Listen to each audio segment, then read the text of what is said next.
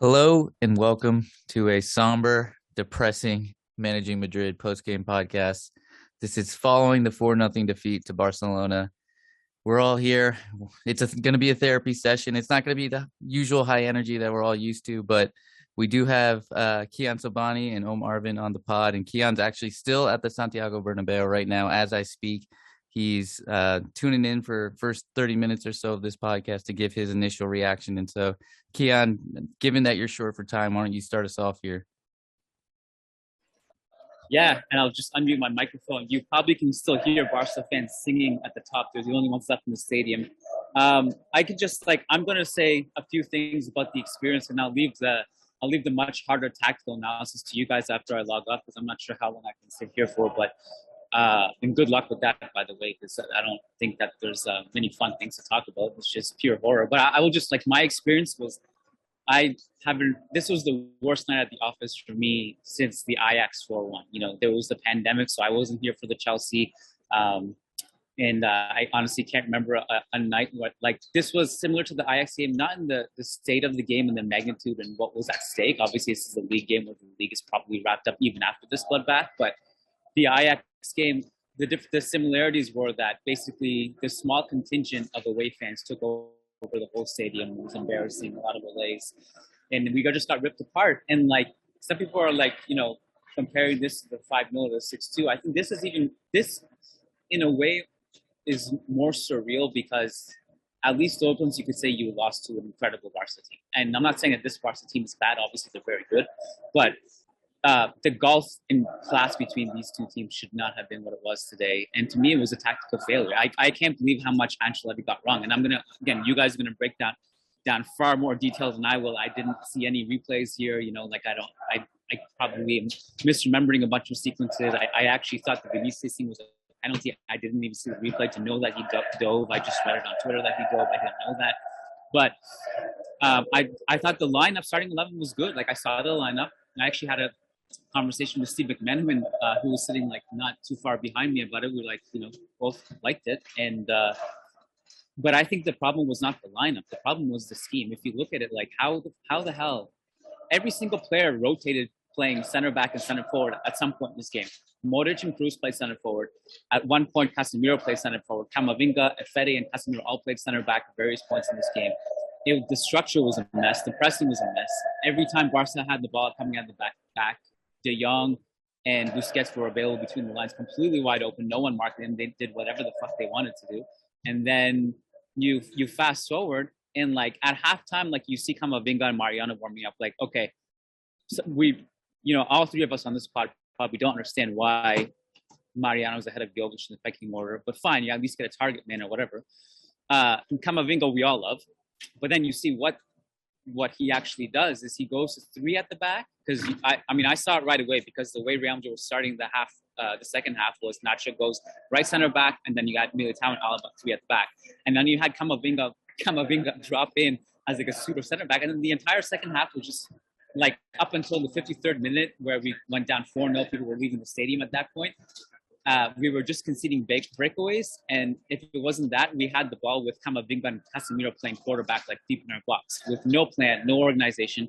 And I don't know how you guys feel, but somehow 4-0 was a miracle to me, because when it hit 4-0, I don't know if Barca took the foot off the pedal. They just didn't, care to go that gung-ho, or maybe we just kept the ball a little bit more carefully. I don't know what happened, but somehow it ended up 4-0.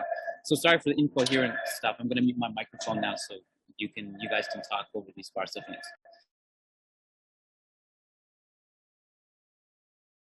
Yeah, go ahead, but I'm just gonna add quickly on to what Kiyan said there. 4-0 was we were lucky. It felt like it could have been 8 at least. And there were just many times that Thibaut just came up big. Aubameyang had that huge opportunity, in the 10th minute or something like that, where he was inside the penalty box and should have scored, and Thibaut came up big, and that was kind of the writing on the wall. From then on, it was Ferran Torres had a couple of chances. Aubameyang could have scored a hat trick. There were just countless opportunities, and 4-0 just felt like we came out of there lucky. It was 4-0, and I thank God Piqué didn't have the chance to do his little 5 hand wave thing. I would have been even more enraged. Yeah, I think it's real funny that Kiyan's like, I didn't watch any replays or anything, and you guys can do the in-depth tactical analysis because I don't know what in-depth tactical analysis this requires. I mean, I'm sure we'll find some things to talk about, and I think there's some broader term things that are way more interesting because when you're this bad, at a certain point you're just saying everything is bad and it doesn't require like a genius to break it all down. The starting 11, I didn't really like it that much. I've never been, I think people have been listening to a while, I know this, like given the options we've had in the squad over the years, I've never really loved, playing someone who's a number 9 that's not a number 9. But I just knew Jovic wasn't going to start, and if we were going to play someone who wasn't a 9 at 9, Rodrigo is one that I can accept. And so that's what I thought it was going to be, right? And I think that's what a lot of people thought it was going to be, was Rodrigo number 9, Fede Valverde right wing, and then KCM midfield. And there was a certain logic to it. I was worried what is the out ball out of the press? Who's going to be occupying the defensive line consistently? Is Rodrigo going to be able to drop off and connect play in a way that is somewhat similar to Benzema, or in a way that Jovic could do, but slightly differently? And I don't think that was necessarily going to happen, but with Fede out there on the right wing, tracking back, like I could kind of get what was going to happen there, right? My feeling was we're just going to do what we did the last few times we faced Barca, really sit off, bet on the fact that we can protect the box well enough, and then playing behind to Vinicius, et cetera, et cetera. And Carlo Ancelotti big brains it in a way that I just never expected, and plays Luka Modric supposedly up top. And it was a disaster. It just did not work at all. I mean, there were moments where Rodrigo kind of tried to come inside and adjust when Modric dropped off, but it was pure chaos. Like, no joke. Casemiro, Modric, Fede Valverde, Rodrigo, and Casemiro all took turns occupying the defensive line. And it was just, there was no structure and possession at all. I think something that feels pointless to talk about now, but I really was wondering like 10 minutes in, was why we were trying to build everything through the right-hand side, through Carvajal, Fede Valverde. Like, it just, we've been left-sided biased the entire season, right? That's where we have Alaba. I get Nacho there is not the best, but that's where we have Kroos. That's where we have Vinicius. It was just everything we were doing in possession was just so strange. And the funny part is, none of it holds a candle to our defensive organization, which was just a sheer disaster all on its own. Yeah, I mean, you said that there really wasn't much tactical from this to take out, and Kiyan, you said like that Ancelotti's tactics were a 0 today, and that this may have been the worst you've ever seen from a manager in a single game. And I think, Matt, you probably feel the same way, because I was reading your tweets, and we were all kind of feeling that way. It was just pure rage. But like, when I had to really think hard, I can't think of a time that I was this angry at the manager. I can probably, if I really dig deep, I can think of like times that I've been mad at Zidane, and going back all the way the managers you've had, but this one was like, I just did not understand. Like, there's like, usually what you take issue with the manager is like, maybe you're like, you're concerned with the height of the block, or maybe you're concerned with some matchup issues in the lineups. But this was not football. This was a pickup game. Everyone was taking turns playing different positions, and then like, the funny thing is, we asked for a coherent press. How are you going to have a coherent press if, like, you see in a game where everyone's just kind of looking at each other, like some people are pressing, some people aren't. There were like that period in the game in the first half where Modric and Kroos were playing basically as the two center forwards defending the ball. Every sequence was the same during those period of minutes where Modric and Kroos would press. It's completely disjointed behind them. The ball would split them easily, and then they just put their hands out and look at each other and then look back. And like, no one's on the same page. No one knew. There was no plan. You can't convince me. I actually convinced there's no plan. This is my take. I'm convinced that there was no plan. And then Ancelotti at halftime was like, "Go play ball, boys. Just go play ball and have some fun." And go enjoy yourselves. Go enjoy yourselves. Yeah. It was like I would have rather brought in Daffy Duck. He gave a better halftime speech in the Space Jam movie than whatever Ancelotti drew up. I'm really upset. I really didn't like. I didn't understand what Ancelotti was doing. I've been upset at managers, but at least I can maybe talk myself into understanding their thought process.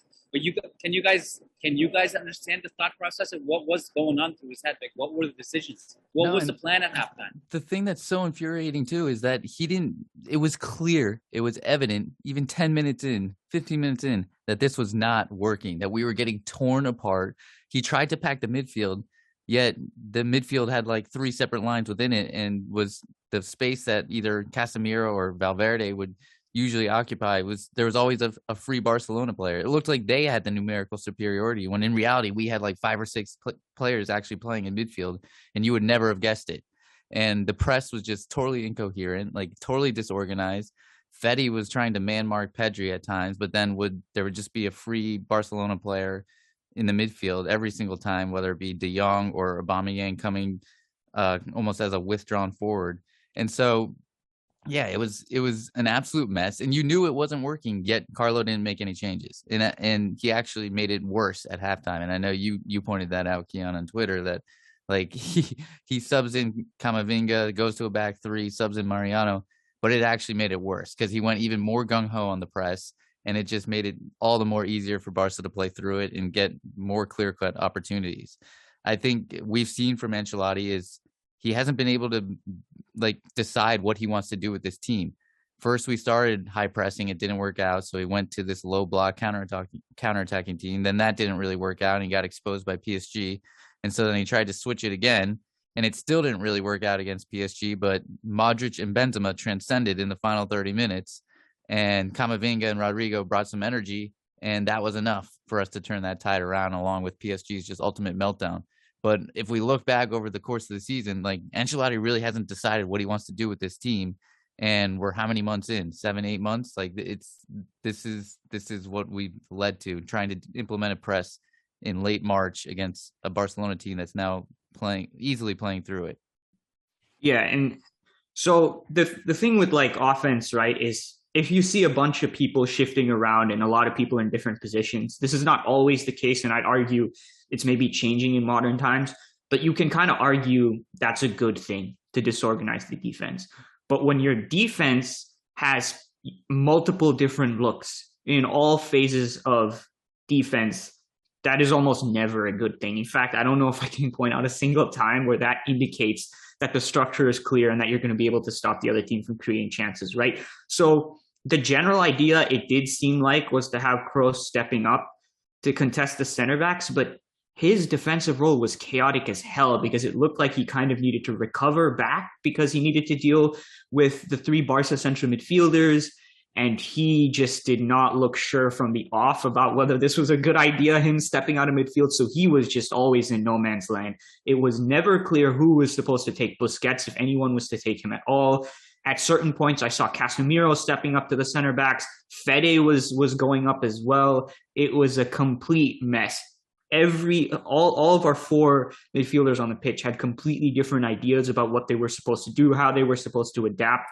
And look, I don't think Barcelona played that insane today. This was not the 2010 Manita, but it is really true that Xavi has got something clicking with this Barcelona side. And if you're going to come to an opponent that has very clear ideas in possession, right? Like they'll try to play into Aubameyang dropping, wall pass to Busquets, play the third man run from an interior going in behind, usually Frankie de Jong, or they're going to go wide and there'll be these really nice interchanges. Like they have very, very clear ideas to pull defenses apart. And if you're going to pull yourself apart for them, it becomes insanely easy for a side that has some ideas in possession now and has gotten good at executing them over the last like 7 to 11 games for them to go out and do what they did. Like it was the complete and utter mess where everyone was everywhere at all times and somehow no one was ever in the right position. I mean, there was the one where Pedri plays like a ball in behind and Casemiro has to go and make that incredible intervention. I still have like no idea how like Carvajal was pulled out so far. And it's like there was the whole midfield mess, but it was also, we had no idea how we were going to deal with all this movement that occurred from Barca in wide areas, which is actually like the key part to their offense, right? Like on that play, Ferran is like floating in from all sorts of different positions to get on the blind side and going inside. It looked like we had absolutely zero idea how we were going to deal with that from this more aggressive defensive structure. And that's really damning because, I'm not saying that I'm like a professional analyst who can catch every single detail. But when I went through and did my preview for the Clasico, it was super obvious that this was like a fundamental part of Barca's game plan and that you needed to revolve your defense around trying to stop this. And it looked like we had no idea what to do. And the fact that the midfield was such a mess probably overwhelms the fact that like what we were doing out wide also made no sense. Yeah, and you mentioned Carvajal there too. I mean, like to me, in my opinion, this to me was not necessarily a player issue, but more of a tactical issue, a schematic issue. Whereas, like, I honestly even think you could even take the first half lineup and not make changes at halftime and just fix the structure and had a way better outcome than you did. But it's also true that the players were pretty bad. And one that stood out to me was like Carvajal was just panicking. His touch was horrendous. His positioning was bad. His passing was bad. I mean, like he's not even like press resistant anymore. And it's just a funny sight. There's only one player out on the field still, and it's Isco playing with his two little kids. It's like such a sad sight. It's just him just trying to get some time on the pitch and just playing with his kids. It's cute. But anyways, yeah, I thought Carvajal was pretty bad, and it's just he's just a shell of himself, man. It's crazy to see. One thing that I did want to also mention before I leave is something that I think Matt also noticed on Twitter. I don't understand what Vinicius was doing with his individual pressing either, because this is like we've all watched Barca for a long time. When they're most unnerved with dealing with the press is when you man-to-man high press, everyone except for Ter Stegen. Ter Stegen gives the ball away 99 times out of 100 in those situations. It either goes out of bounds or we win the ball back or the team wins the ball back. All Vinicius had to do, and again, it probably wouldn't have mattered what Vinicius did because we would have broken down anyway as a collective. But Vinicius has to stay on Araujo. Like instead of he has to cut out that pass in him, but he just rushes Ter Stegen, and Ter Stegen's like, oh, easy pass, just right past you. I mean, it was like I don't understand. Are these things not being discussed? Like that. I mean, anyways, it was just something that was. These things are very preventable. Like this goes back to Om's point. Barca they were not that good. They were good, but we were terrible. And like you should point out like individual sequences like that. You have to wonder like how many preventable things did we just let them have today? Like just break after break after break, passing lane after passing lane. No defensive structure at all. Individual mistakes, collective mistakes. It was just it was a mess. Just real quick, in terms of the Vinicius thing, because this has been an issue whenever we've seen the press, especially earlier in the season, is if he's not the guy being asked to form the front two, which we did really early on in the season, and it didn't work at all because it's so easy to just find the outlet and at fullback. This was something we actually talked about in the live podcast in DC. I don't know if you remember, Kiyan, I mentioned the Houston Dash coach mentioning to me he never wants his wide players pressing because how easy it is to just break it by passing the center to the fullback. But there's also been instances where that wasn't our main plan. And because the access and the structure is so poor and we're not able to get someone out to press the center back as the opposition rotates play, Vinicius will come out and do it. And it's like you see it coming from a mile away. It doesn't matter how fast he is. It's just so easy to bypass him. And it's very difficult for Vinicius to understand, or anyone doing that, how to block the lane. And over time, I mean, it went away for a long time when we stopped the press. But if you were to track all of these sequences together, Vinicius's pressing actions and his commitment to it has gotten worse and worse because he just knows like he's going to get beat. And so that just makes everything worse, right? Because if it's to work at all, he has to come with full commitment and full timing. So that to me is just the surest sign that we don't know what we're doing pressing wise. And like, I just really tired, like people asking me, looking at one high turnover that happens in a game and being like, is the press back? Or is the press going to work? It's March 20th, guys. It's not going to fucking work. Like, let's stop this. It's not happening. Right. And I think we just need to acknowledge that there's no magic trick that happens that just makes it. It is, I don't know how many times to say this, it is something that takes an immense amount of work over a long stretch of time to ingrain certain behaviors and mentalities within players, instinctive ones, on top of the fact that you have to have a really clear structural identity. There's nothing to suggest this is going to happen at Real Madrid with Carlo Ancelotti. So, yeah, I think the Vinicius thing is just one thing that really signals in a very obvious way how messy we can be when we press. What are the chances that Carlo's response to this game is next game he just goes back to like a deep block? It's like I think that's what's going to happen because that's the problem too, though. Right? Yeah. Go ahead, Matt.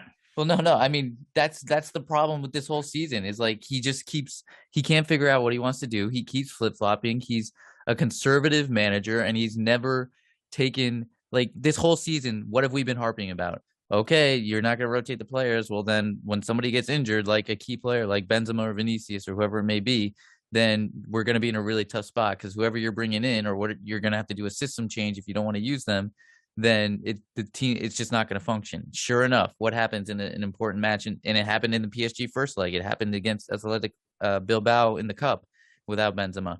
This is what happens when you don't prepare the team and build a system and have players with clear roles, and that, like, Jovic was developing a role, and then all of a sudden he's just cast aside after having good games against Inter Milan, Atletico Madrid, and Real Sociedad. After that, he was thrown to the wilderness. Like, how does that work out for the team? We come to this point in the season, and we went into this game, we had no idea what Ancelotti was going to do with the number 9 position. We had no idea. And so there's been other players like Miguel that could have been integrated.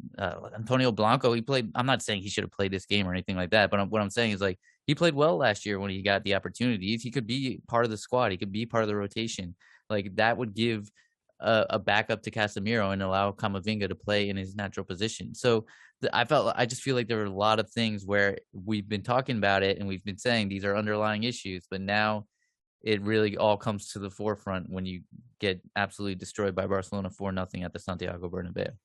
Yeah, or Kiyan, go ahead. Well, I was gonna just mostly shit talk, but like, can't you guys like already see it? Chelsea first leg, we can't escape our half. They outplay us, they dominate us, and then after the game, Carlos, like, the fans at the Bernabeu will want us to be more aggressive, to press more, and then we just play the opposite way at the second. Like, it's just, I don't understand. I really don't understand what's going on. I also wonder, like, do you think is there a chance we're overreacting to what we saw today, or do you really think, like, I don't think so, because we've been seeing these things. It could be an overreaction just in the sense that maybe Real Madrid didn't take this game that seriously. I'm not excusing it by any means. I'm as angry as anyone. I'm just saying maybe in that sense, maybe they're like, okay, well, the games don't matter. We'll actually do something. But actually, I actually thought that this was something really worrying to me. Like, this was worrying. Like, you can't chalk this up. You can't chalk this up as like a 7-3 loss to Atletico in a preseason game. This was different. This was some severe problems. And this is how badly I overreact now. I'm going to take it a step further. I also wonder now, with this emotion fueling this statement, did PSG's utter shitting the bed and collapse also mask some of our problems that we have? Like, maybe. Yeah. I think you're basically spot on. I really don't see how this is an overreaction, mainly because this reflects in a more emotional way right now things you've been saying all season, and I think it kind of all came to a head today. Obviously, there are probably some other factors that can come into it, but you don't lose 4-0 in such embarrassing fashion and feel like that scoreline is deserved and Barca could have scored more just because we came in like not thinking this was, the most important match in the world or something like that. I think the really interesting, like, broader discussion here is like how flexible actually is Carlo Ancelotti, and and I'm speaking in a tactical sense, and how flexible are these types of coaches now, right? Because we talk about Ancelotti, who's proudly said many times, I don't have a philosophy. And we talk about that as like this grand advantage over more philosophy style coaches, right? Who have their way of playing. And we're like, well, they're being dumb, right? Like they're being romantic. We have the pragmatic people here who can switch to any style at any point in time. And this gives us this grand advantage. And to a certain extent, that's probably true. Like Zidane was able to do it a lot of times in the knockout rounds to great benefit. But I'm not really sure that's how tactical flexibility works more in the modern tactical era. Like, is Carlo Ancelotti a flexible manager when we cannot high press anymore because we can't execute the high press, right? Like, how does the flexibility is not just about the ability to make the choice, it's about the ability to execute the choice, right? And we cannot execute as a high press. So we cannot come in to high level games with an attempt to control matches, right? And at a certain point, when coaches are getting better and better, especially at these elite teams, flexibility becomes about mastering fundamentals, about structure, and applying them in various different phases. And if you actually look at the top modern tactical coaches at the moment, they're more flexible than anyone else because they've mastered everything, about the game, right? And their philosophies at this point are so coherent that when they add something else, it just seamlessly blends into what they're already trying to do. For example, Mikel Arteta's Arsenal is one of the best deep block sides I've seen. They go down to 10 men. And they were literally the impetus for me to write an article about how you defend 10 versus 11 because they were able to do it so well.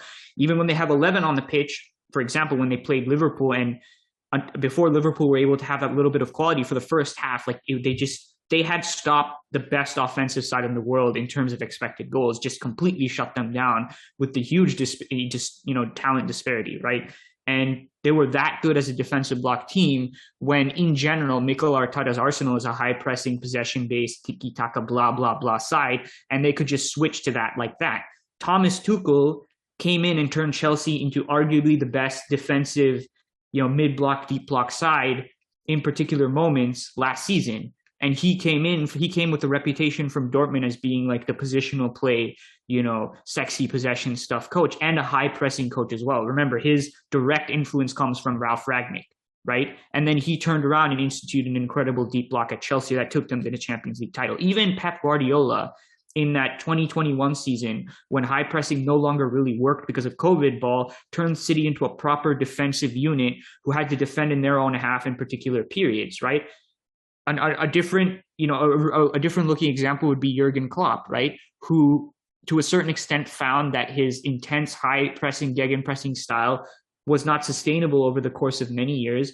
And so what did he do beginning in the 17-18 season? He turned it into a mid-high block that relied more on pressing traps to trigger pressure, so he wasn't chasing the ball all the time, right? The most tactically flexible coaches in the world are the most advanced tactical coaches. That's just how it works right now, because the ability to switch between systems is now more about the ability to execute the choices rather than the willingness to make the choice. That's the long-term, interesting discussion for me, right? Because this was an advantage with Carlo like 5, 6, 7 years ago. I don't think it is now because there's just a higher demand for execution when you end up making that switch. It's no longer about the surprise as much as it is just about, can you do what it is you intend to do when you end up making that switch? Yeah, I could not agree more. And I think the figure of the coach, like the manager, has just, in the modern game, is essential. It's more important than it's ever been before. And that's almost always been under Florentino Perez. This is probably his major knock, is that he's never really given confidence or rated managers. I mean, the one he really gave absolutely everything to was Jose Mourinho, and to a degree Zidane, but even then he fell out of favor with Zidane. But we're at the point in modern football where I just don't think you can get away with a Carlo Ancelotti type hire if you really, really, really want to make it to the next level, and you want to build something. You want to build a team, a cohesive unit, and not necessarily an identity, because like you mentioned, these teams can shape shift and they can change in game, and that's where just Ancelotti's just too conservative, and like even his changes today, like we all knew what was going to happen. You can't just go gung ho. Like we saw it under Zidane too, when he would try to just throw forwards on and take players out of midfield. Like it's just an utter disaster. When you go gung ho and you don't really have a true system, you get pulled apart in the modern game, and that's what happened today. I was gonna say, like you brought up the point that I was gonna ask: do we have more tacticians as managers now than we've ever had? Like, do we you like three of us have gone back and watched historical games. Like we can even take it to like the 2003, 2004, facing Juve and stuff, and like we thought they were ahead of their time. But like, can you get away with just a manager now when we weak tactics? Like those will say, well, we always had tactics. I remember like actually reminded me in DC when I was interviewing Alan Smith, like the FIFA guy, and he's a co-commentator of Martin Tyler, and was saying, people think pressing is a new thing. We were pressing in the 90s and stuff, in the 80s or 70s. I don't even remember when he played. He was playing with us, but he's wrong. Like the teams are completely more organized and more cerebral and more intelligent than they've ever been. And I just don't understand, like, what Ancelotti, if you think about it, like his logic and approach this season made no sense. He flip-flopped between a bunch of different things, but not in a good way, in a way that